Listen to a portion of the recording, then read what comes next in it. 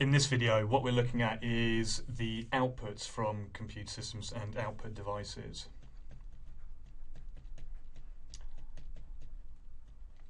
So inputs are the things which go into a computer system and then they get processed and something comes out. And what we're looking at there is that a digital signal is being converted into an analog signal. So things in the real world are in analog. Things in the computer are digital, and so we're converting some form of digital signal into an analog signal and something which can be got out from the system. So let's look at a few different devices. First of all, let's have a look at this calculator. And so the output from this is obviously the display here. So on the calculator, this display here is called an LCD, which is a liquid crystal display.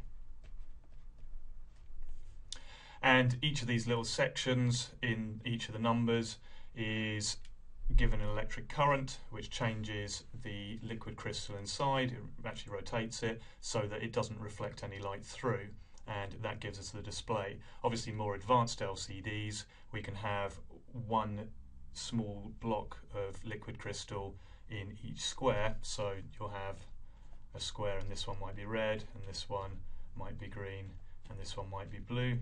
And by having lots of these together, you can then create something like an LCD TV. This has been improved on slightly with TFT displays. So this is TFT, which means thin film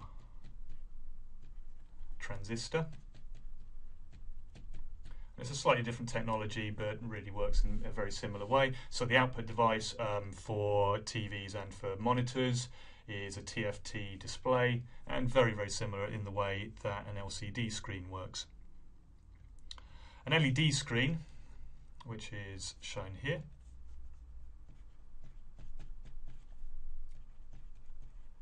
another output device, and here we can see each one of these blocks is, so each of the red, the green, the blue, each of those represents one pixel on a TV.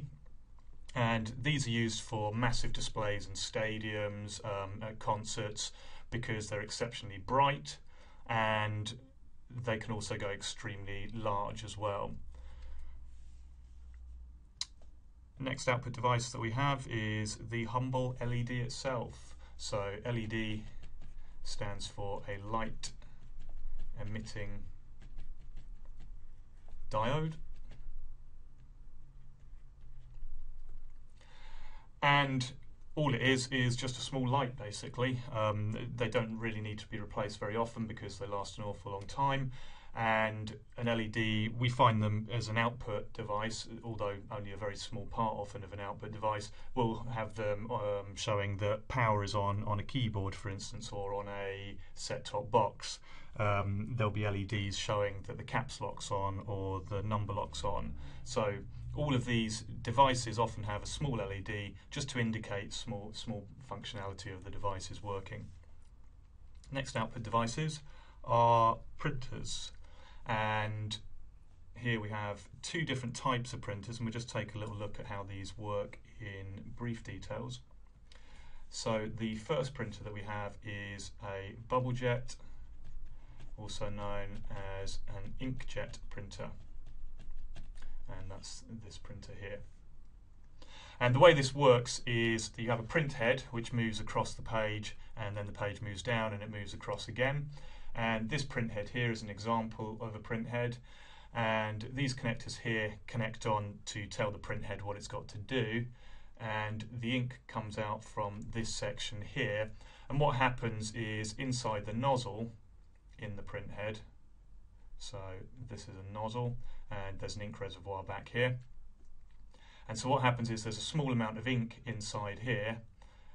So this section here is ink, and then a bubble forms here, and that's why they used to be called bubble jet printers. A bubble forms, and as it gets bigger, so the ink gets pushed out, and a small droplet of ink comes out of the end.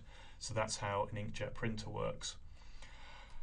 By contrast, you've got a laser printer, which are now becoming more and more common since the price has dropped. And so with a laser printer,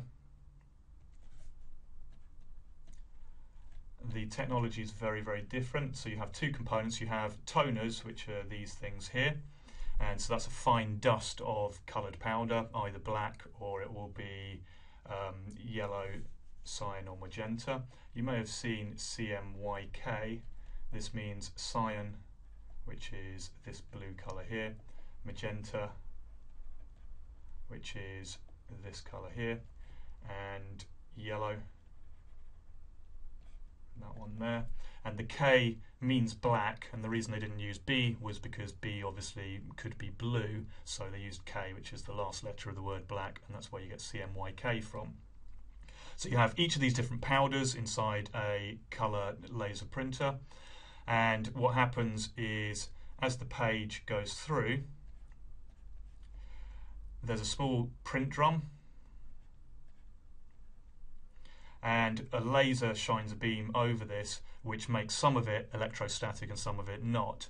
The bits which are electrostatic then get the toner, and that sticks to the print drum where the static is. And then as the page moves over, all of the toner then sticks onto the page, and finally you'll have a heater at the end which forces that ink to stay on the paper. Next one we're looking at is speakers and headphones. Very simple device, and obviously something which is an output device. There's really not much more you can say on what speakers are. They just output audio. And the final one is actuators. And so you'll see these in robotic arms in industry. You'll see them on planes, for example. So actuator. And actuator is really, it's almost like a motor in a way, but it's something which can move from one position to another. So there'll be an actuator in here on a robot, which means it can move down and up to make the arm rotate. And it's not a motor, it's not going to spin round, it's just going to move up and down, so it's an actuator instead. The same if we go for an aircraft. So on an aircraft, we have flaps at the back, and we have possibly a flap in the back there, and various other devices which are moving up and down or in and out. And so to move the flaps up and down, there'll be a small actuator to make that happen as well. And actuators are used in all kinds of output from computer devices.